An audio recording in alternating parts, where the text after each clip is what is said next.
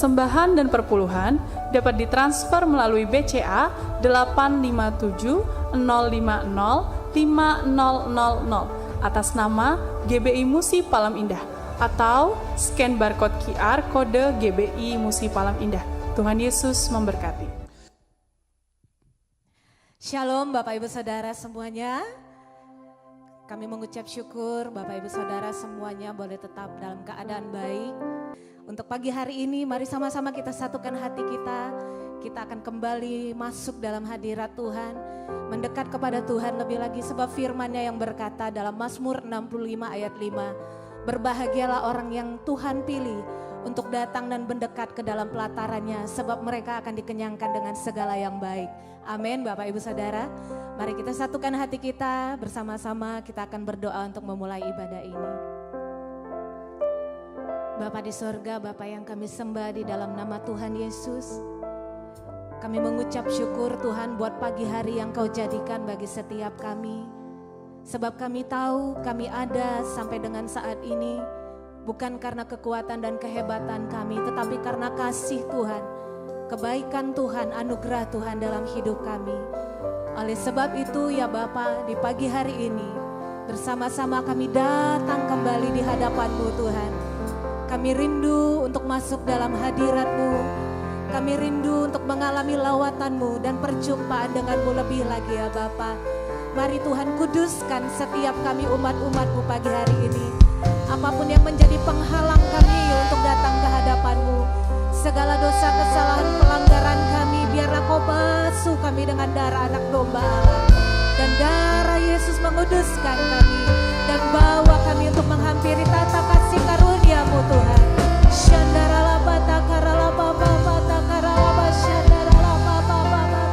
Kami mau serahkan ibadah ini dari awal sampai dengan selesai ke dalam kendali tangan-Mu Roh Kudus.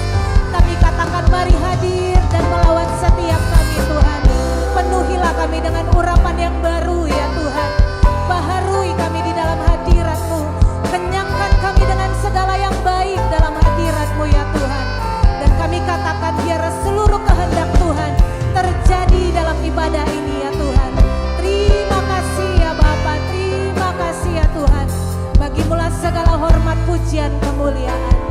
Bagi Engkaulah Yesus Kristus yang kami sembah. Terima kasih Tuhan Yesus. Terima kasih Tuhan. Kami bawa pujian kami dan syukur kami bagi-Mu. Haleluya. Tuhanku rindu masuk dalam hadirat-Mu. Jiwaku menanti, bawaku mendekat kepadamu dalam kemuliaan yang kudus. Kami rindu akan hadirat-Mu lebih lagi ya Tuhan. Tuhanku rindu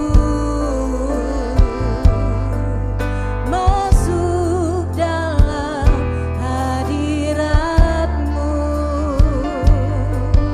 Jiwaku menanti, bawaku mendekat kepadamu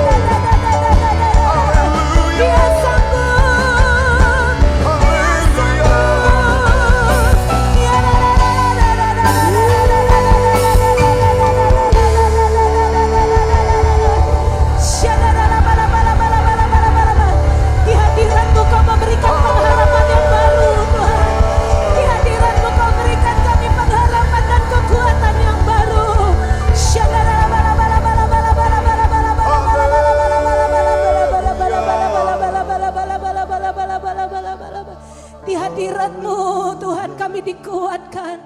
Di hadirat-Mu kami dibaharui. Syandarala batak, bahkan semangat yang patah itu Kau bangkitkan Tuhan. Syandarala batakarala baba. Jesus, Jesus, Jesus.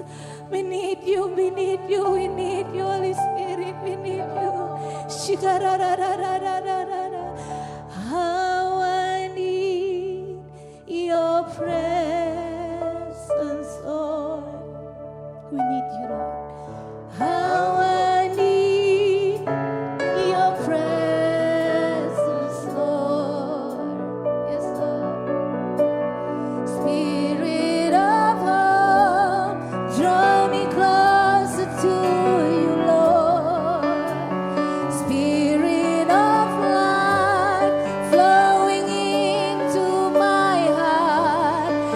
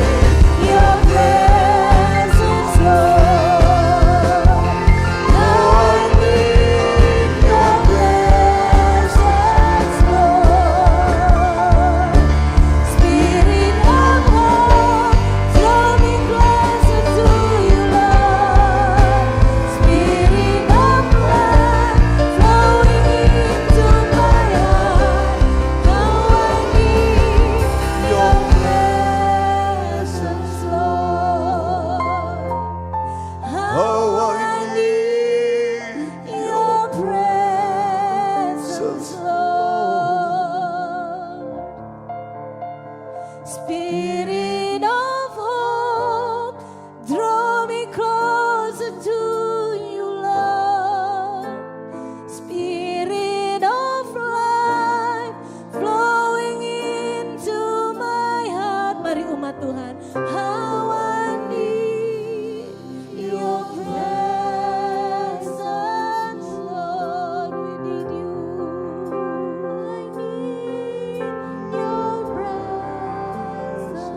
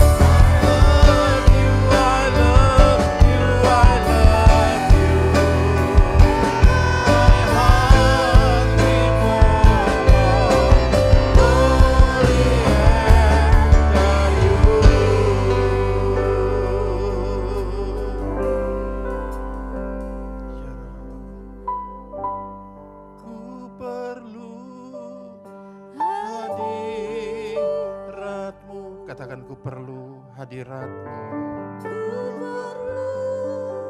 Hadirat-Mu,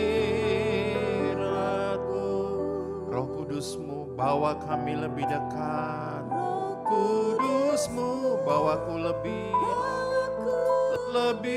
dekat. Roh Kudus mengalir dalamku, ku perlu hadirat. Mari saudara, biarlah ini menjadi doa kita.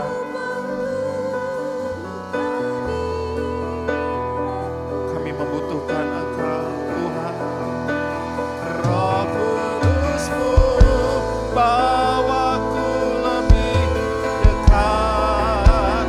Roh Kudus-Mu mengalir dalamku, ku menyembah-Mu.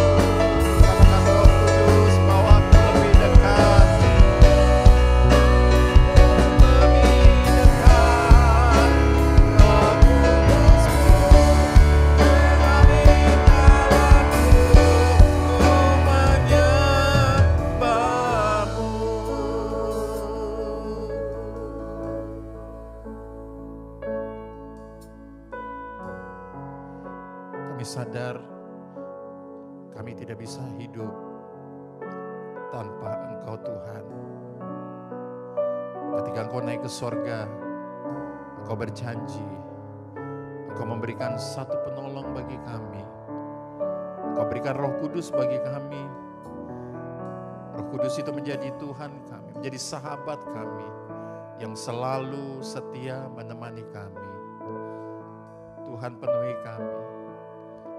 kami dengan Roh Kudus, penuhi kami dengan hadirat-Mu setiap saat, setiap jam, setiap waktu, supaya kami bisa terus melangkah, supaya kami bisa terus melayani, supaya hidup kami terus bisa menjadi berkat bagi banyak orang, dan supaya kami bisa hidup dalam kebenaran-Mu sampai nanti kami berjumpa dengan Tuhan. Terima kasih Bapa, ajar kami pagi hari ini untuk kami boleh mendengar firman-Mu, untuk kami bisa melakukan firman-Mu dalam hidup kami. Terima kasih Bapa, kami siapkan hati kami, pikiran kami untuk Engkau. Di dalam nama Tuhan Yesus yang siap, katakan sama-sama, amin, amin. Berikan tepuk tangan yang meriah bagi Tuhan. Silakan duduk kembali Bapak Ibu yang ada di sini. Shalom. Shalom juga saya sampaikan kepada Bapak Ibu Saudara yang mengikuti ibadah doa puasa ini secara online, baik di rumah atau saudara sedang dalam perjalanan. Nah, hari ini kita akan membahas, kita akan sharing tentang hadirat Tuhan. Tadi lagu-lagu kita sudah kita nyanyikan bahwa kita nggak bisa hidup di luar hadirat Tuhan, saudara. Nah, di dalam Wahyu pasal 21 ayat 1 sampai 3, ini adalah kerinduan Tuhan, ya, sasaran akhir Tuhan untuk setiap kita, yaitu apa? Dia ingin berdiam bersama-sama dengan kita. Kita baca di dalam Wahyu pasal 21 ayat 1 sampai ayat 3. Saya akan bacakan. Lalu aku melihat langit yang baru dan bumi yang baru, sebab langit yang pertama dan bumi yang pertama telah berlalu dan laut pun tidak ada lagi. Nah, ini bicara tentang akhir daripada zaman. Sesudah kerajaan 1000 tahun damai di bumi, maka Alkitab berkata langit dan bumi yang lama itu hancur, lalu Tuhan buat langit dan bumi yang baru. Ayat kedua dikatakan, dan aku melihat kota yang kudus, Yerusalem yang baru, turun dari surga dari Allah yang berhias bagaikan pengantin perempuan yang berdandan untuk suaminya. Ayat 3 berkata, lalu aku mendengar suara yang nyaring dari tahta itu berkata, apa suara itu berkata? Lihatlah, kemah Allah ada di tengah-tengah manusia dan ia akan diam bersama-sama dengan mereka. Mereka akan menjadi umatnya dan ia akan menjadi Allah mereka. Amin. Saudara, inilah sasaran akhir daripada Tuhan. Dia ingin tinggal dan diam bersama-sama dengan kita semua ketika nanti pada waktu Tuhan datang yang kedua kali. Nah, di awal penciptaan, pada waktu Adam dan Hawa, kita juga melihat bahwa Tuhan tinggal bersama-sama manusia. Di mana? Di Taman Eden. Satu tempat yang begitu indah yang diciptakan Tuhan.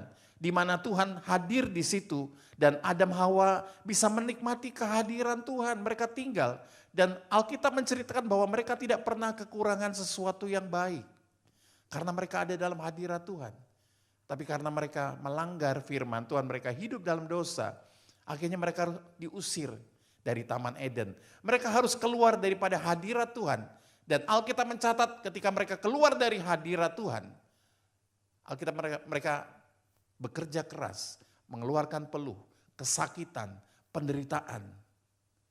Tapi saudara lihat pada waktu masa-masa Natal, pada waktu di dalam Matius, Injil Matius dikatakan di situ apa? Malaikat Tuhan berkata bahwa engkau akan mengandung kepada Maria. Engkau akan melahirkan seorang anak laki-laki dan hendaklah engkau menamai dia siapa? Immanuel, yang artinya apa? Allah beserta dengan kita. Artinya apa saudara? Hati Tuhan, kalau saudara tahu isi hati Tuhan, dia tidak mau jauh daripada ciptaannya.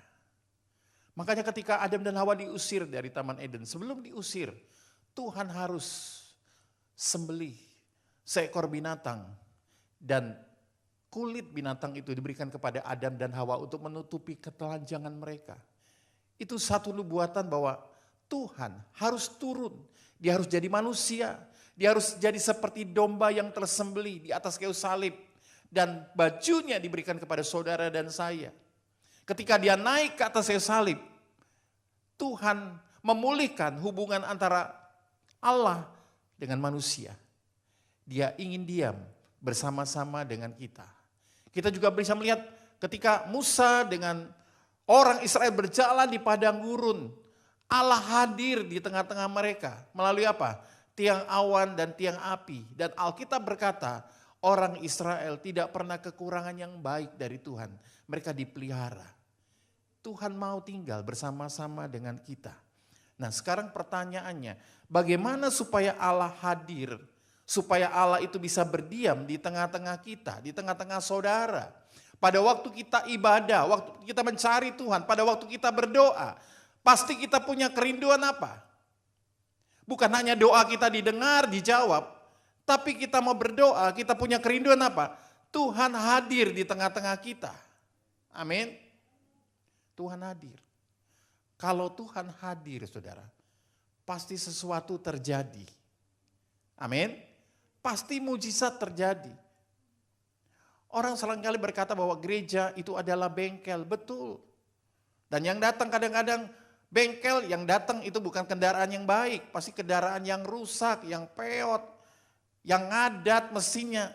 Ketika mereka dibawa ke bengkel, diservis, lalu pulang dalam keadaan yang baik. Gereja seperti itu. Ada orang-orang yang mungkin perlu diservis. Ketika mereka ada hadirat Tuhan, mereka masuk dalam hadirat Tuhan. Saya yakin mereka pulang tidak akan pernah sama lagi. Amin. Kenapa? Ada yang berkata, Pak, kenapa orang itu berkali-kali masuk gereja? Dia ada di gereja, dia melayani Tuhan, tapi hidupnya gak pernah berubah. Karena dia datang, pasti dia tidak mencari Tuhan. Kalau dia cari Tuhan, cari hadirat Tuhan, ketemu dengan Tuhan. Saudara lihat di Alkitab, setiap orang ketemu dengan Tuhan, pasti pulang dalam keadaan berbeda. Pasti pulangnya, jalannya berbeda. Saudara lihat orang Majus. Orang Majus ketemu. Dia ketemu dengan Tuhan, dia ketemu dengan malaikat Tuhan. Dan malaikat Tuhan mengarahkan mereka jangan kembali kepada Herodes. Dan Alkitab berkata apa? Mereka pulang melalui jalan lain. Ketika mereka pulang melalui jalan lain, pembunuhan itu tidak terjadi. Yesus diselamatkan. Yesus ditinggikan. Saudara, perlu sekali setiap orang ketemu dengan Tuhan supaya pulangnya berbeda dengan jalan pada waktu dia pergi. Amin. Nah, Alkitab mencatat ada 4 hal yang kita mau pelajari. Gimana supaya Tuhan itu bisa tetap hadir dalam hidup kita. Yang pertama kita baca di dalam Mazmur 22 ayat yang keempat. Mazmur 22 ayat keempat saya bacakan di dalam Alkitab terjemahan lama, saudara.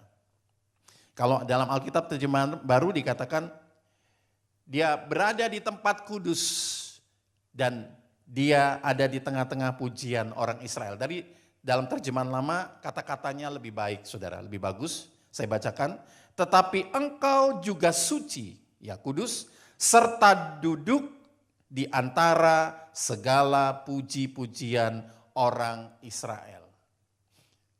Artinya apa, saudara? Artinya ketika saudara dan saya, ketika anak-anak Tuhan, ketika orang-orang datang ke gereja, mereka menyanyi, memuji, menyembah Tuhan dengan segenap hati. Alkitab berkata apa? Bahwa Tuhan duduk di antara puji-pujian orang Israel. Puji-pujian saudara dan saya. Yang mengerti katakan amin. Dia duduk. Dia hadir, dia duduk di antara kita. Jadi saya mau katakan begini. Ketika kita menyanyi, memuji, menyembah Tuhan dengan segenap hati, maka kita sedang mempersiapkan satu kursi, satu tahta untuk Tuhan itu duduk dan ada di tengah-tengah saudara dan saya. Yang mengerti katakan amin. Makanya penting sekali gembala pembina kita Bapak Pendeta Niko selalu tekankan doa, pujian, penyembahan. Doa pujian penyembahan yang bagaimana? Doa pujian penyembahan yang dilakukan dengan segenap hati. Dengan segenap hati. Tuhan juga berkata pernah, kasihilah Tuhan Allahmu dengan segenap hatimu. Dengan segenap apa? Akal budimu. Dengan segenap apa? Kekuatanmu. Jadi saudara waktu sedang nyanyi, nyembah Tuhan, kita juga harus nyanyi dengan apa? Segenap kekuatan kita. Waktu praise, ayo lompat nyanyi. Waktu nyembah, nyembah dengan sungguh-sungguh. Terkadang, waktu kita melayani Tuhan, waktu kita ada di mimbar, kita bisa melayani Tuhan dengan segenap hati. Waktu kita main musik, kita bisa main musik dengan segenap hati. Tapi pertanyaannya, ketika kita tidak sedang melayani, kita duduk sebagai jemaat, kita duduk di kursi itu. Apakah kita juga bisa tetap menyanyi, menyembah Tuhan dengan segenap hati? Jujur saudara, ada beberapa orang yang ketika di mimbar, mereka bisa nyanyi, nyanyi, semangat. Tapi begitu WL-nya orang lain, dia nggak jadi WL. Biasanya cuma diam aja. Ya hanya sekedar duduk. Tapi bukan di sini saudara ya. Ini di Muara Enim. Bukan di sini saudara. Kadang-kadang kita lakukan itu saudara. Saya pun kadang-kadang mengajar sekolah minggu. Saya juga merenung.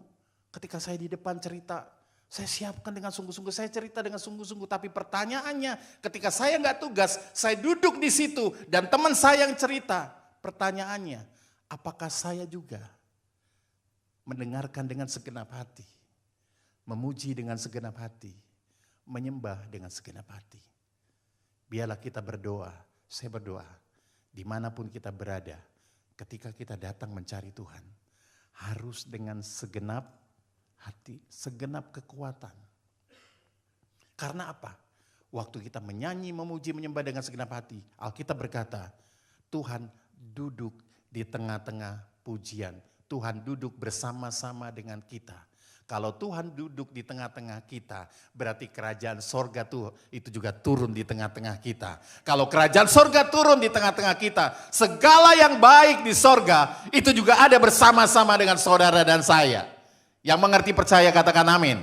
Coba kasih tepuk tangan yang meriah buat Tuhan. Kadangkala saudara, kadangkala kita belum minta, kita belum berdoa. Tapi tiba-tiba ada orang yang sakit, ngalami kesembuhan. Ada orang yang terikat, Tuhan lepaskan. Kenapa? Karena dia hadir. Dan kalau Tuhan hadir, saya mau kasih tahu, Tuhan tidak pernah datang dengan tangan yang hampa. Kenapa? Karena dia Bapa yang baik. Bapa yang baik, dia pulang, dia datang, dia tidak pernah datang dengan tangan hampa. Dari situ saya juga belajar ketika saya pergi keluar, misalnya keluar kota, paling tidak ada satu barang atau satu oleh-oleh kecil yang saya bawa pulang untuk istri dan anak-anak. Walaupun saya belinya mungkin di tengah jalan, mungkin saya belinya di supermarket di dekat dengan rumah, tapi begitu saya kasih kepada anak-anak, mereka nggak pernah tanya, "Papa jujur ya, Papa belinya di mana ini?" Mereka tidak pernah integrasi seperti itu. Mereka nggak pernah nanya. Yang mereka tahu, papanya bawa sesuatu. Dan saya lihat muka mereka tersenyum. Walaupun barang itu harganya murah, sederhana. Apalagi Bapak kita, saudara. Kalau dia hadir, dia pasti bawa sesuatu untuk saudara dan saya. Minimal apa? Minimal hati kita dipenuhi dengan damai sejahtera Tuhan. Itu yang perlu. Itu yang perlu. Nah saudara, di dalam 2 Tawarik, waktu Raja Salomo mentahbiskan bait Allah yang baru dia bangun. Coba kita lihat 2 Tawarik 5 ayat 13 sampai pasal 6 ayat yang kedua saya bacakan. Lalu para peniup nafiri dan para penyanyi itu serentak memperdengarkan paduan suaranya. Jadi peniup, jadi ini bicara Pak, para pemain musik, para penyanyi, penyembah Tuhan, mereka memperdengarkan suara mereka untuk menyanyikan puji-pujian dan syukur kepada Tuhan. Mereka menyaringkan suara dengan nafiri, ceracap, alat musik sambil memuji Tuhan dengan ucapan, sebab Ia baik, bahwasanya untuk selama-lamanya kasih setianya. Pada ketika itu, rumah itu, yakni rumah Tuhan, dipenuhi awan. Ini bicara apa? Ini bicara tentang hadirat Tuhan, awan kemuliaan Tuhan itu turun di tengah-tengah mereka.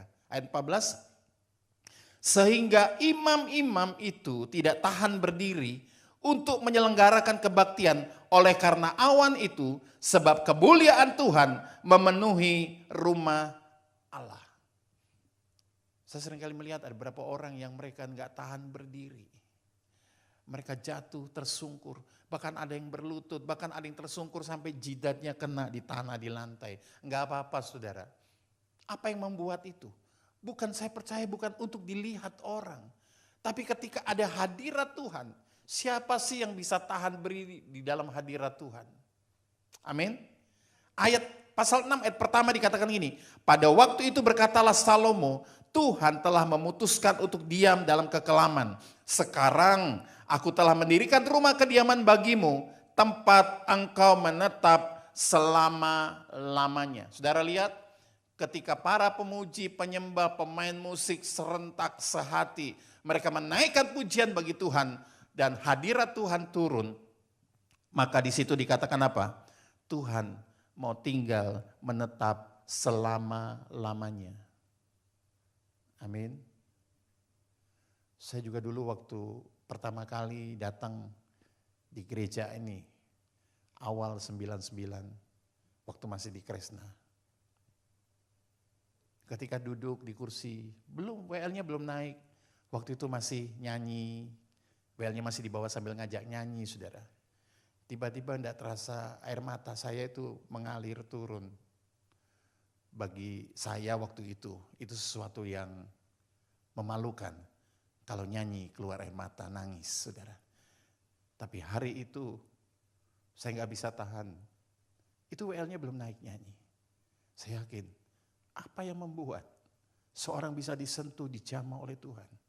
Kalau bukan hadirat Tuhan, Kalau bukan Tuhan turun di tempat itu. Amin. Yang kedua, apa yang membuat Tuhan itu hadir? Dalam 2 Tawarik 5 ayat 11 berkata begini, 2 Tawarik 5 ayat 11. Lalu para imam keluar dari mana? Dari 2 Tawarik 5 ayat 11, lalu para imam keluar dari tempat kudus. Nah saudara, para imam keluar dari tempat kudus. Bukan keluar dari tempat kudis. Keluar dari tempat kudus. Artinya begini, gaya hidup mereka, hidupnya dalam kekudusan. Setiap hari, setiap saat. Para imam yang ada pada waktu itu semuanya telah menguduskan diri lepas dari giliran rombongan masing-masing. Ketika kita mau hidup, gaya hidup kita hidup dalam kekudusan. Maka itu tempat yang paling baik untuk Tuhan tuh hadir bersama-sama. Dalam 2 Tawarik yang tadi kita baca, ya, mereka menyanyi dengan serempak, dengan senapati. Kenapa itu terjadi? Karena 2 Tawarik 5 ayat 11, para imam, para pemuji, penyembah, dan juga orang yang hadir, mereka keluar dari tempat kudus. Artinya apa? Punya gaya hidup. Gaya hidupnya kekudusan. Hidup dalam kebenaran. Yang ketiga, dalam Matius 18 ayat 19 sampai 20 berkata begini. Matius 18 ayat 19 20. Dan lagi aku berkata kepadamu, Tuhan Yesus berkata, jika 2 orang daripadamu di dunia ini sepakat artinya sehati. Sepakat artinya tidak ada ganjalan. Sepakat artinya tidak hidup dalam kebencian, tapi hidup dalam kasih. Sepakat artinya tidak hidup iri hati satu dengan yang lain. Itu kata sepakat.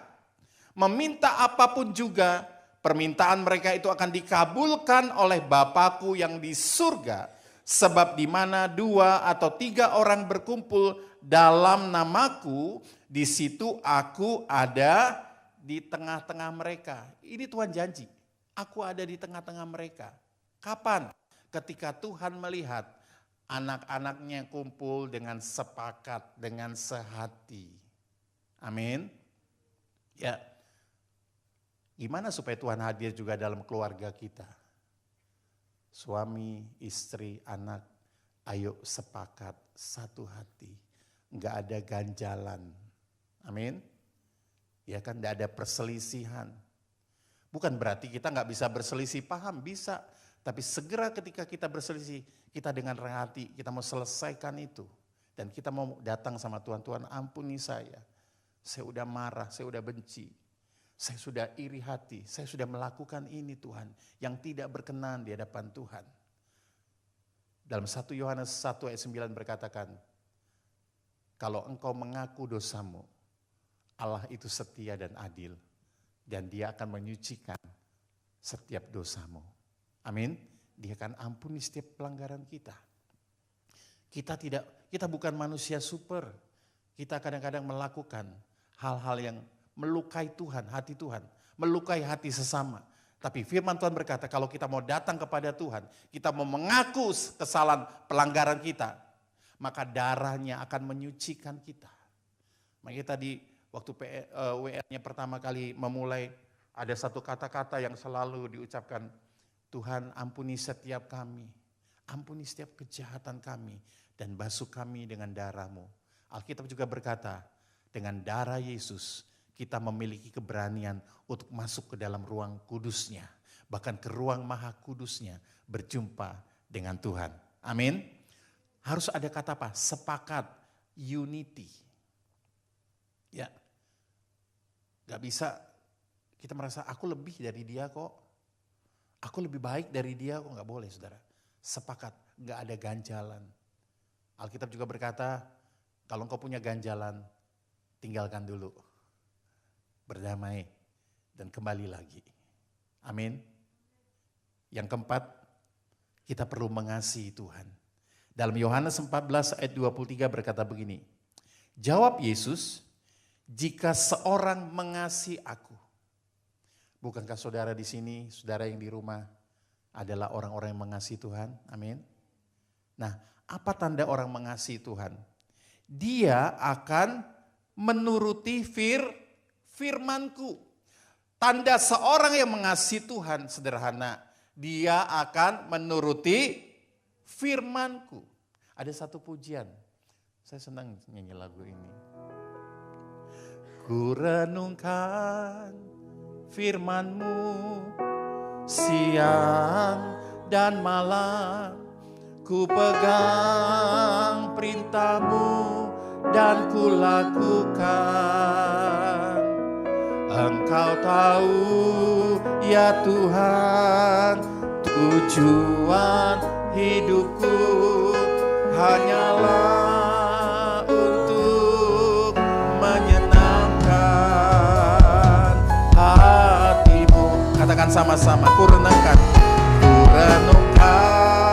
firman-Mu siang dan malam, ku pegang perintah-Mu dan ku lakukan. Engkau tahu ya Tuhan, tujuan hidupku hanyalah untuk menyenangkan hati-Mu. Saudara, saya yakin pengarang lagu ini, dia punya tujuan hidup apa? Satu, dia ingin menyenangkan hati Tuhan. Saya yakin saudara juga punya tujuan yang sama, ingin menyenangkan hati Tuhan, bukan? Kita sebagai anak, kita juga harus menyenangkan hati orang tua kita. Dengan cara apa? Apa yang mereka katakan, apa yang mereka nasihati, apa yang mereka suruh. Sedapat-dapatnya kita kerjakan, kita lakukan. Waktu kita lakukan, pasti papa mama kita juga senang. Dan kalau hati papa mama senang, pasti apa yang kita minta, bahkan yang kita tidak minta, yang belum kita ucapkan, saya yakin papa mama tahu setiap kebutuhan kita dan dia akan siapkan segala sesuatu buat kita. Apalagi Bapa di sorga, ketika kita mengasihi Tuhan, ketika kita mencintai Tuhan, dan tujuan hati kita ingin menyenangkan Tuhan. Dengan cara apa? Kita melakukan setiap apa yang Dia mau, yang Dia perintahkan kepada kita. Walaupun itu sulit, walaupun itu berat sekalipun, ketika kita mencoba, kita melakukannya dengan hati yang mengasihi Tuhan. Saudara dan saya sedang menyenangkan Tuhan, mengasihi Tuhan. Dan waktu saudara lakukan itu, saya lakukan itu, Dia berkata apa? Kami akan datang kepadanya dan diam bersama-sama dengan Dia. Jadi yang pertama, Tuhan hadir ketika ada orang yang memuji, menyanyi, menyembah Dia dengan segenap hati, dengan sungguh-sungguh, dengan segenap kekuatan, dengan segenap hati, dengan segenap jiwa.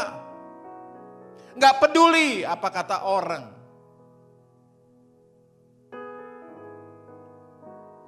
Walaupun di sebelahnya, kayaknya itu karyawan aku.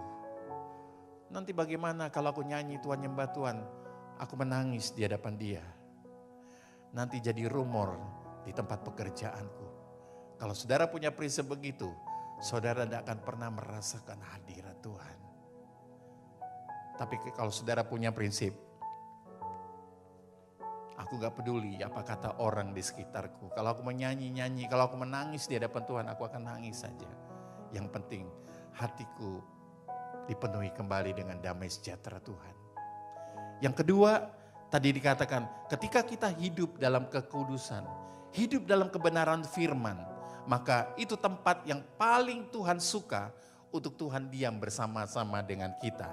Yang ketiga, ketika kita ada sepakat unity, nggak ada ganjalan satu dengan yang lain. Memang orang nggak bisa lihat, saudara. Ketika kita ada ganjalan dengan suami, dengan istri, kita datang sama-sama ibadah, sama-sama ngangkat Tuhan. Pendeta saudara, pengerja, siapapun gak bisa lihat. Tapi Bapa di sorga Dia bisa melihat. Alkitab berkata, manusia melihat rupa, tetapi Tuhan melihat hati. Dia tahu sampai kedalaman hati saudara dan hati saya. Kadangkala Roh Kudus dia bisikkan, kamu harus damai, kamu harus berdamai. Tapi Tuhan, aku gengsi, aku suami, masa aku harus minta maaf sama istriku? Mestinya dia dong yang minta maaf sama aku. Tapi sekali lagi Roh Kudus berkata, belajar rendah hati, ayo minta maaf. Kalau kita keraskan hati, mungkin hadirat Tuhan kencang di tempat itu. Dan orang-orang dijamah, tapi kita akan jauh. Kita jauh. Hati kita tetap marah, tetap dongkol, tetap kering di sini. Dan itu yang tahu hanya kita pribadi dengan Tuhan. Tapi kalau kita mau sepakat unity, untuk bisa sepakat unity, harus memiliki apa? Kerendahan hati, satu dengan yang lain. Tapi berat Pak. Seberat apapun kalau engkau lakukan itu, Tuhan berkata, aku tahu nak, tujuanmu untuk menyenangkan aku, mengasihi aku. Mengampuni sulit gak saudara? Ada yang berkata, mudah Pak, enggak. Mengampuni itu satu yang sulit. Amin. Tapi kalau saudara lakukan itu, maka saudara adalah golongan orang yang mengasihi Tuhan. Nah, bagian penutup gini saudara. Apa dampaknya ketika Tuhan hadir di tengah-tengah kita? Tuhan hadir bukan hanya di gereja, di rumah ketika saudara sendiri dengan Tuhan. Di mobil atau saudara di motor sekalipun ketika saudara bersama dengan Tuhan. Di situ pun ada hadirat Tuhan. Dan saudara bisa merasakan hadirat Tuhan. Teman saya pernah cerita, Pak, kemarin saya naik motor Pak pakai helm tertutup. Sepanjang jalan saya nyanyi, saya nangis. Dan gak ada orang tahu karena pakai tutup saudara. Tapi hati saya dipenuhi dengan damai sejahtera. Ternyata Tuhan juga bisa hadir ya Pak di jalan. Bisa. Dimanapun dia bisa hadir saudara. Amin. Bukan hanya dalam gereja, enggak. Nah apa dampaknya? Yang pertama saudara, waktu Tuhan hadir, maka Tuhan akan pelihara saudara dan saya. Dia pelihara. Ayub 10 ayat 12 berkata begini. Ayub 10 ayat 12 berkata begini. Hidup dan kasih setia Kau karuniakan kepadaku dan pemeliharaanmu menjaga nyawaku. Dalam versi King James saudara, di situ dikatakan thy visitation, kehadiran Tuhan, hadirat Tuhan, had preserved my spirit, memelihara nyawaku. Waktu Tuhan hadir, maka Tuhan akan melihara saudara dan saya. Bukan hanya memelihara spirit, tapi juga memelihara hidup kita. Saudara dan saya tidak akan pernah kekurangan yang baik. Seperti Israel, hampir 3 juta orang keluar dari Mesir. Mereka menuju tanah Kanaan 40 tahun di padang belantara yang kering, gersang, panas. Dan di malam hari, dingin sekali di bawah 0 derajat Celcius. Tapi Alkitab berkata, sepatu mereka tidak pernah rusak. Pakaian mereka tidak pernah rusak. Mereka tidak pernah kelaparan atau kehausan. Kecuali ketika mereka memberontak kepada Tuhan. Amin. Ketika mereka taat. Mereka dilindungi dari musuh. Musuh gak bisa kejar mereka. Karena dilindungi apa? Ada tiang api, tiang awan. Matahari yang terik panas tidak bisa membakar tubuh mereka. Karena apa? Ada tiang awan yang menghalangi sinar matahari. Tetap terang, tapi sejuk. Dan di malam hari, mereka gak kedinginan. Mereka tidak takut binatang buas. Kenapa? Karena tiang awan itu berubah jadi tiang api. Menjadi sumber terang dan penghangat bagi mereka. Mereka gak pernah sakit. Mereka tinggal berdoa, tahu-tahu turun roti mana, turun daging burung puyuh, keluar air saudara. Kenapa? Karena Tuhan hadir di tengah-tengah mereka. Di zaman Nuh saudara, setiap kali saya tanya, baik anak-anak, orang dewasa, saya tanya berapa lama Nuh berada di kapal. Jawabannya sama, 40 hari, 40 malam. Saudara, itu jawaban yang kurang tepat. 40 hari 40 malam itu adalah hujan turun. 40 hari 40 malam dan air dari bumi juga keluar. Tetapi Nuh berada di bahtera itu bukan 40 hari 40 malam. Di dalam Kejadian 7 pasal 6 ayat 11, Kejadian 7 ayat 6 ayat 11 dikatakan Nuh masuk ke dalam bahtera. Itu umurnya 600 tahun, saudara. 600. Dan Kejadian 8 ayat 13-14, ketika Nuh keluar dari bahtera, itu umur Nuh 601 tahun. Berapa lama? 1 tahun, bukan 40 hari 40 malam. Saudara pernah nggak mau pergi? Nah, sebentar lagi Desember biasanya saudara siap-siap mau liburan, saudara ya. Ayah, ibu, kalau 2 anak, saya tanya, kopernya bawa berapa? Oh, masing-masing Pak. Papa 1, mama 1, anak 2, kopernya 2. Itu perginya paling lama seminggu, saudara. Kalau perginya 1 tahun, berapa koper yang dibawa? Itu baru koper, saudara. Baru baju, perlengkapan. Makanan bagaimana? Ya kalau kita pergi misalnya ke Lampung, ke Jakarta, kita nggak usah susah. Sepanjang jalan banyak warung yang buka, kita bisa makan. Tapi waktu zaman Nuh, ada nggak lapo tua yang buka? Ada nggak rumah makan Padang yang buka, saudara? Nggak ada. Semua tertutup dengan air. Nggak ada warung makan yang buka, saudara. Semuanya tenggelam. Saya mau tanya, waktu mereka lapar, mau makan di mana? Orang 8 itu. Kalau mereka bawa bekal, saudara ya. Ya taruhlah waktu itu mereka makan roti, makan apa gitu. Saudara untuk 1 tahun, berapa banyak yang harus mereka bawa bekal? Plus, saya mau tanya, mereka di bahtera kan gak sendiri, saudara. Apa isinya? Animal, binatang-binatang. Baik yang haram maupun yang halal. Yang haram berapa?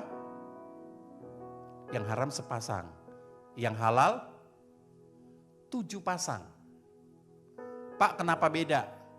Karena nanti kalau yang halal sepasang, nanti waktu disembelih, sapi jantan disembelih, hari ini kita tidak makan sapi, saudara. Karena tinggal sapi betina, dia nggak bisa hamil karena tidak ada sapi jantan. Jadi yang haram sepasang, yang halal 7 pasang. Saya mau tanya saudara, sekarang dengan zaman Nabi Nuh, spesies binatang lebih banyak yang mana? Sekarang. Spesies. Jenisnya saudara. Hah? Banyak waktu zaman Nuh atau zaman sekarang? Zaman Nuh ya. Mungkin masih ada dinosaurus segala macam, yang saurus segala macam. Yang makannya besar-besar, yang binatangnya besar-besar. Itu mungkin masih ada dibandingkan sekarang sudah banyak binatang yang punah. Yang masuk itu apa? Binatang yang di udara, yang di darat, yang di air enggak. Itu ada ribuan, puluhan ribu spesies binatang. Ada yang sepasang, ada 7 pasang. Saya mau tanya, mereka makan apa? Taruhlah Pak, waktu itu binatang makan rumput. Oke lah, makan rumput. Harimau makan rumput, gajah makan rumput, cacing makan rumput, rusa makan rumput. Semua makan rumput. Saya mau tanya, Nuh harus kumpulkan berapa banyak rumput untuk 1 tahun untuk binatang yang puluhan ribu itu, saudara? Muat gak kapalnya? Hah? Muat? Gak muat, saudara. Dan berapa banyak? Gajah saja, 1 gajah, itu 1 truk dia bisa habiskan 1 hari loh. Tanaman tebu, tanaman jagung, itu 1 hari 1 truk bisa. Bayangkan kalau itu baru gajah, belum yang lain, saudara. Pertanyaannya, kok gak ada binatang yang mati? Kok gak ada keluarga Nuh yang mati? Jawabannya apa? Jawabannya apa? Karena Tuhan hadir di situ. Waktu Tuhan hadir, nyawa mereka terpelihara. Kalau saudara Tuhan hadir di tengah-tengah kita, saya yakin kita tidak akan pernah kekurangan sesuatu yang baik dari Tuhan. Apa yang kita perlukan, Tuhan bisa beri, Tuhan bisa cukupkan. Amin. Makanya dalam doa Bapa kami, Bapa kami yang di sorga, dikuduskanlah namamu, datanglah kerajaanmu, jadilah kehendakmu, datanglah kerajaanmu. Berilah kami pada hari ini makanan kami yang secukupnya. Kok bukan berilah bulan ini? Kan enak doa gitu ya. Berilah sepanjang bulan November makanan kami yang secukupnya. Enggak, Tuhan tidak ngajari gitu. Tuhan ngajari apa? Berilah kami pada hari ini. Kok setiap hari? Supaya besok saudara dan saya datang lagi sama Tuhan. Tuhan, beri kami hari ini yang secukupnya. Besok saudara datang lagi sama Tuhan. Kenapa? Karena Tuhan tuh kangen. Dia mau setiap hari, setiap saat saudara datang sama dia. Dia cukupi, amin. Nuh tercukupi saudara. Karena Tuhan pelihara mereka. Yang kedua, di dalam Efesus 1 ayat 3 berkata begini. Terpujilah Allah dan Bapa kita, Yesus Kristus, yang dalam Kristus telah mengaruniakan kepada kita segala berkat rohani di dalam sorga. Jadi waktu Tuhan hadir, Tuhan berikan segala berkat yang ada di sorga kepada saudara dan saya. Dalam 2 Samuel 6 ayat 11, Alkitab berkata begini, 3 bulan lamanya tabut Tuhan itu. Tabut Tuhan ini bicara apa? Itulah kehadiran Tuhan. Saudara ingat waktu tabut Tuhan itu dibawa mengelilingi tembok Yeriko. 7 hari mereka keliling sebanyak 13 kali. Dan apa yang terjadi? Waktu yang ke-13, tembok yang tebal dan tinggi itu runtuh. Dan orang Israel menerima kemenangan. Karena apa? Ada tabut Allah. Yang diletakkan di depan siapa? Regu penyanyi, pemuji, penyembah, imam-imam orang Lewi yang mereka bawa tabut Allah. Dan mereka menguduskan diri. Mereka bawa tabut Allah. Dan Tuhan yang bekerja. Saudara, waktu tabut Allah itu dititip di rumah Obed-Edom orang Gad itu, Alkitab berkata Tuhan memberkati Obed-Edom dan seisi rumahnya. Saudara, jangan kita berpikir kalau berkat itu hanya bicara tentang duit atau materi, enggak. Saya yakin Obed-Edom diberkati Tuhan. Mereka penuh dengan damai sejahtera. Mereka diberikan kesehatan, umur panjang. Mereka tidak pernah kekurangan yang baik dari Tuhan. Tapi apakah Obed-Edom langsung terima? Saya yakin Alkitab tidak ceritakan, tapi saya yakin Obed-Edom dia panggil istri. Kalau ada anak-anaknya dia panggil, "Mah, ini kita mau dititipin tabut Allah, kira-kira diterima enggak ya?" Nah, diterima enggak? Kemarin kita dengar waktu tabut Allah ini dicuri orang Filistin dan dimasukkan ke dalam kuil Dagon. Apa yang terjadi? Pagi hari dewa Dagon orang Filistin jatuh ke tanah dan patah. Saudara. Lalu orang-orang Filistin terkena borok dan banyak orang yang mati. Saya yakin Obed-Edom dengar ini. Dan waktu dititip, Obed-Edom mungkin ada peperangan di sini. Terima enggak ya? Terima enggak ya? Tapi kalau nggak diterima sayang, aku juga dengar bagaimana tabut Allah ini bisa merontokkan tembok Yeriko. Ada satu kuasa. Tapi puji Tuhan kabar baiknya, Obed-Edom terima itu. Dan saya yakin waktu dia terima tabut Allah, Obed-Edom pasti apa? Dia cari imam. Dia cari pendeta lah waktu itu ya. Pak pendeta, saya ini dititipin tabut Allah. Gimana ya supaya tabut Allah itu mendatangkan berkat bagi kami. Kehadiran Tuhan itu mendatangkan berkat bagi kami. Lalu saya mulai membayangkan imam itu, dia buka hukum Taurat. Dia berkata, yang pertama, jangan ada Allah lain di hadapanmu. Lalu saya pikir Obed-Edom mulai hari itu, kayaknya kita masih simpen jimat kemarin. Kita simpen opo-opo. Kita simpen dewa. Yang kita anggap mereka lah yang memberkati kita. Lalu apa yang harus kami lakukan? Buang itu. Lalu singkat cerita mereka sepakat, mereka buang, mereka bakar. Mereka panggil Pak Tanggang, mungkin ya Bapak Pendeta Tanggang. Pak tolong Pak ini dibakari Pak, beresin Pak. Supaya kami diberkati. Lalu dibakar. Lalu dibaca lagi, apa? Jangan menyebut nama Tuhan dengan sia-sia. Dan seterusnya. Hormati ayahmu dan ibumu. Dibacakan yang kelima saudara ya.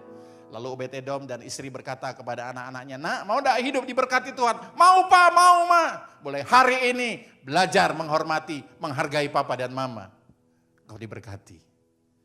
Bukankah Alkitab berkata begitu? Hai anak-anak, taatilah orang tuamu dalam segala hal.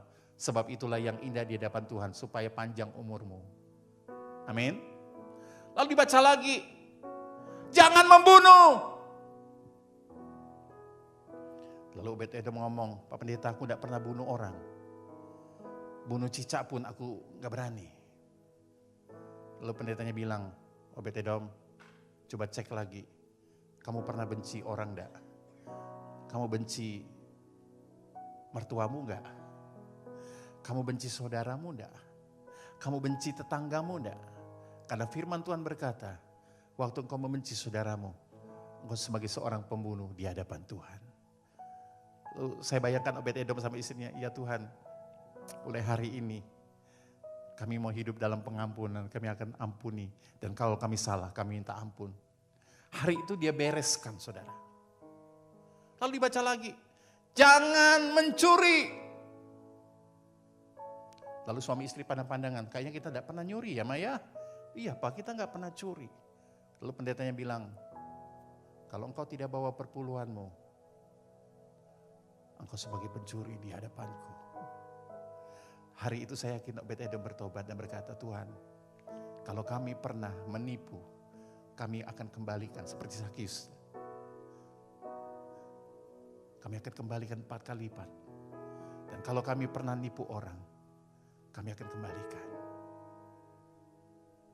Amin. Semua dia kerjakan. Dan Alkitab mencatat seisi keluarganya diberkati Tuhan. Amin. Siapa itu Obed-Edom? Obed-Edom itu saudara dan saya. Waktu kita terima Tuhan Yesus, tabut itu bicara pribadi Tuhan sendiri.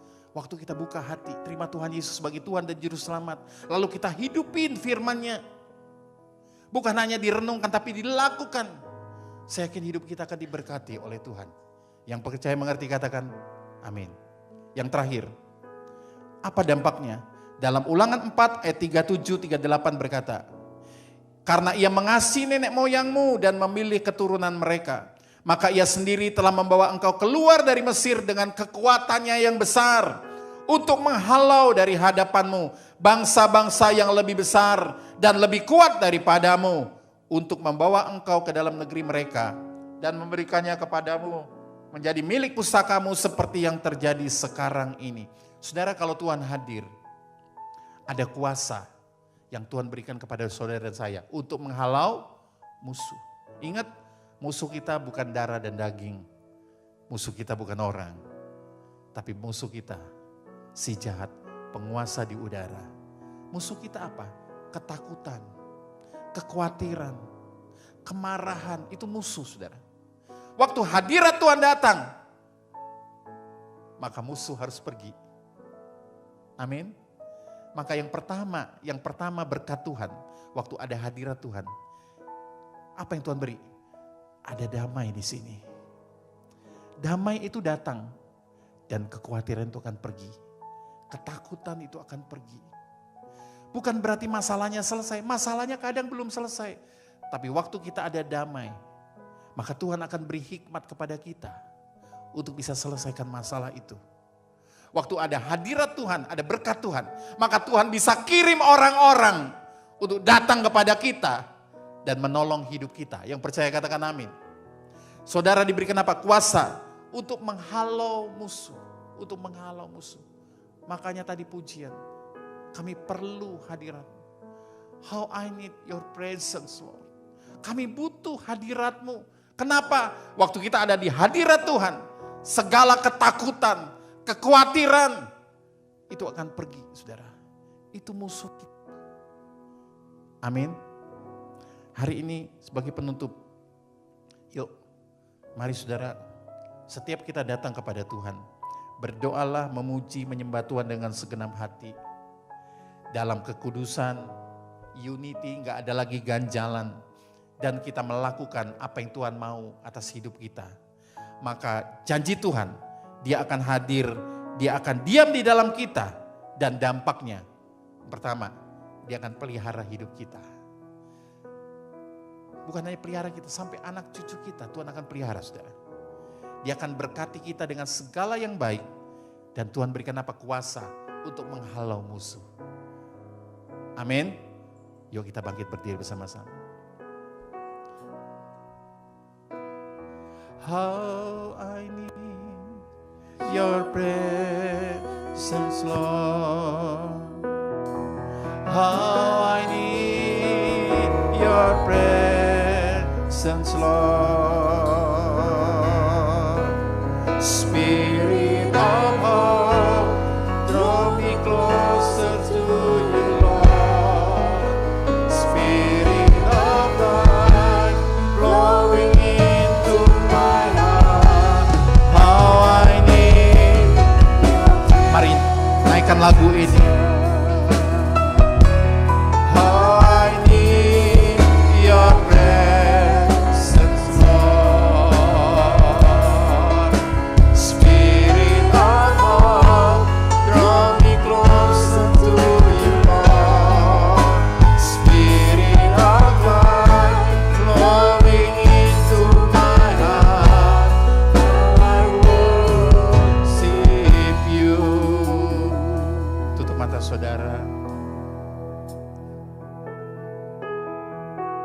Saudara yang sedang di rumah atau di mana sudah berada, tutup mata saudara. Saudara boleh angkat tanganmu kepada Tuhan. Saudara boleh berdoa melalui lagu ini berkata, Tuhan, kami butuh Engkau, kami butuh hadirat-Mu. Bahkan kami gak bisa jauh dari hadirat-Mu. Seekor rusa, dia akan aman. Dia akan terlindungi nyawanya, hidupnya. Ketika dia hidup dekat aliran sungai. Kenapa? Waktu ada binatang buas yang mengancam hidupnya, dia akan segera lari ke sungai itu. Lalu dia tenggelamkan tubuhnya. Dia hanya sisakan moncongnya untuk bernapas. Dan Alkitab berkata, maka musuhnya akan kehilangan. Dia tidak bisa lagi membaui tubuh rusa itu. Dan rusa itu akan hidup. Dia akan selamat. Saudara dan saya juga tidak bisa hidup di luar hadirat Tuhan. Kalau pagi ini, kalau hari ini, saudara mungkin sudah jauh dari hadirat Tuhan.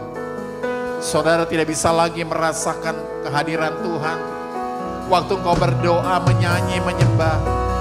Atau mungkin engkau sedang berada di gereja sekalipun. Hari ini Tuhan berkata, aku mengasihi engkau. Saudara boleh datang kepada Tuhan pagi ini. Datang sama Tuhan. Tadi kita baca dalam 1 Yohanes 1 ayat 9. Kalau engkau mengaku dosamu, maka Allah setia dan adil. Dia akan ampuni setiap pelanggaran kita. Dia akan sucikan setiap dosa kita. Menjadi baru. Menjadi hidup yang baru. Ayo datang. Saudara boleh berdoa. Saudara boleh berdoa. Masing-masing doa datang sama Tuhan pagi ini. Tuhan, ini doa kami. Ini doa kami. Kami tidak mau kehilangan Engkau. Ayo balik lagi saudara, balik lagi. Apapun keadaanmu hari ini, apapun kejatuhanmu hari ini, kasih Tuhan lebih dalam. Kasih Tuhan lebih dalam dari kejatuhanmu. Kasih Tuhan lebih lebar buatmu. Ya, mari doa sama Tuhan.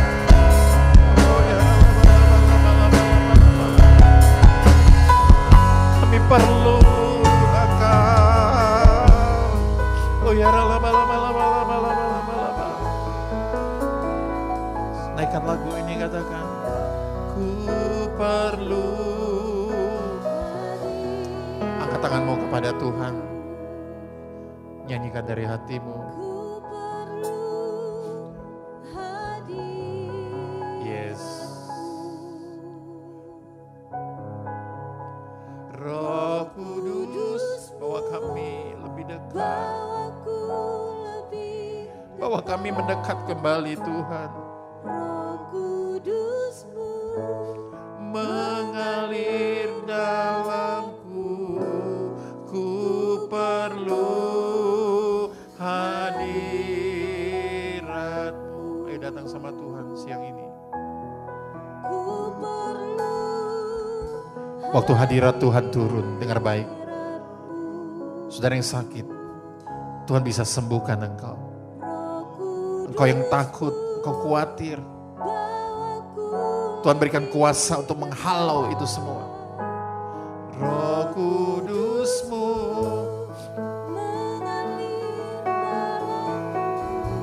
ku perlu hadirat-Mu. Naikkan sebagai doamu kepada Tuhan. Hadirat-Mu,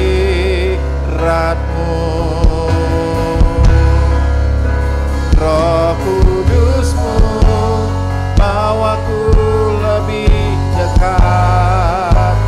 Roh Kudus-Mu mengalir. Ku menyembah-Mu, ku menyembah-Mu.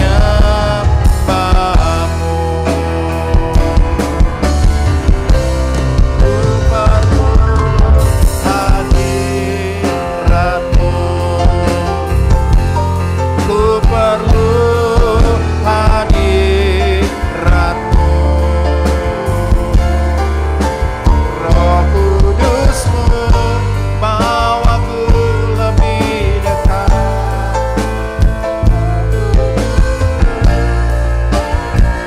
Dalamku ku perlu hadir. Sambil saudara siapkan perjamuan kudus. Saudara yang di rumah, saudara juga boleh pakai roti tawar atau apa saja.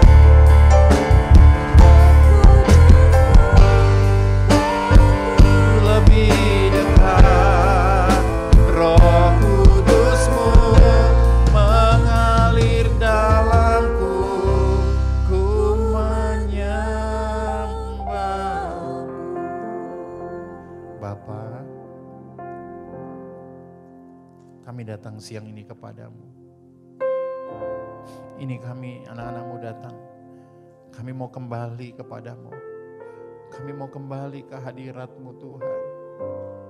Ampuni kami, ampuni kami.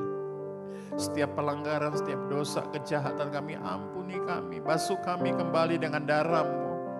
Sebab hanya dengan darah-Mu kami bisa datang mendekat kepada Tuhan. Bapak, Engkau lihat setiap anak-anak-Mu yang mengangkat tangan mereka. Mereka yang ada di rumah, di mana mereka berada.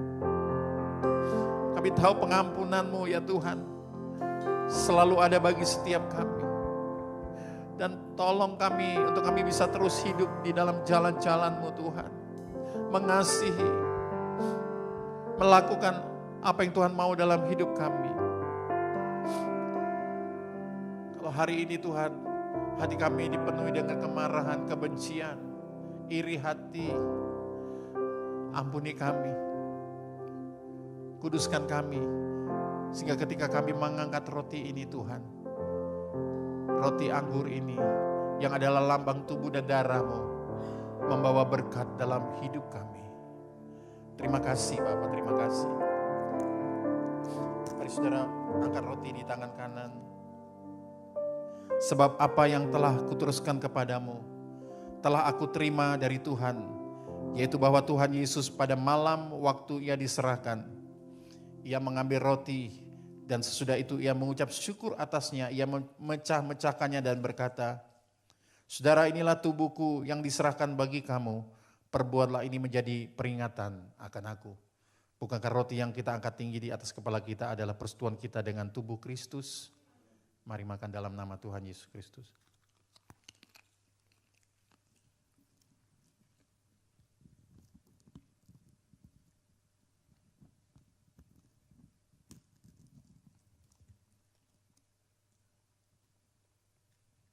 Mari angkat cawan di atas kepala kita. Demikian juga yang mengambil cawan sesudah makan, lalu berkata, cawan ini adalah perjanjian baru yang dimateraikan oleh darahku, perbuatlah ini setiap kali kamu meminumnya menjadi peringatan akan aku. Bukankah cawan yang kita angkat adalah persekutuan kita dengan darah Kristus? Mari minum dalam nama Tuhan Yesus Kristus.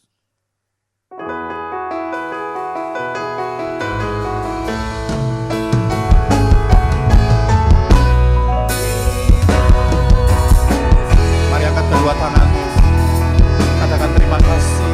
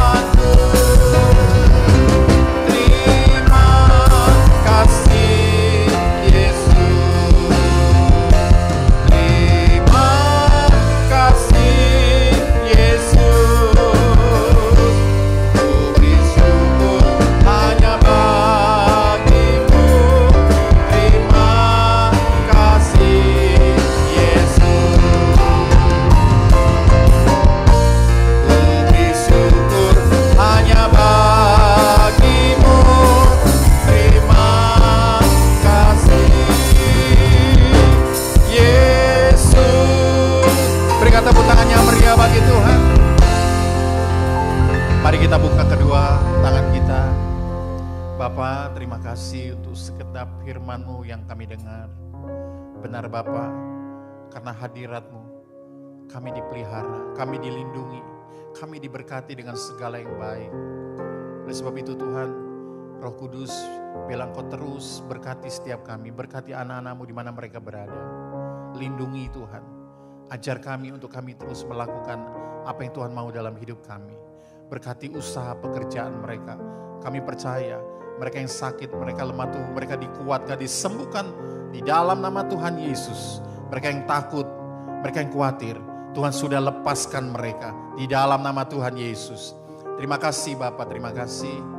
Terima kasih. Dan biarlah Tuhan ketika besok pada hari Minggu kami bawa hidup kami bawa tubuh kami untuk datang ke hadirat Tuhan, untuk memuji menyembah Engkau Tuhan sebagai ucapan syukur kami karena Engkau baik. Mari angkat kedua tanganmu, saudara-saudara yang dikasihi Tuhan. Terimalah berkat yang berlimpah-limpah dari Allah Bapa di dalam kasih anaknya Tuhan Yesus Kristus dan penghiburan yang manis dari Allah Roh Kudus menyertai kita mulai siang ini bahkan sampai Tuhan datang yang kedua kali, bahkan sampai selama-lamanya. Yang percaya diberkati Tuhan, katakan sama-sama amin, amin. Tuhan memberkati saudara.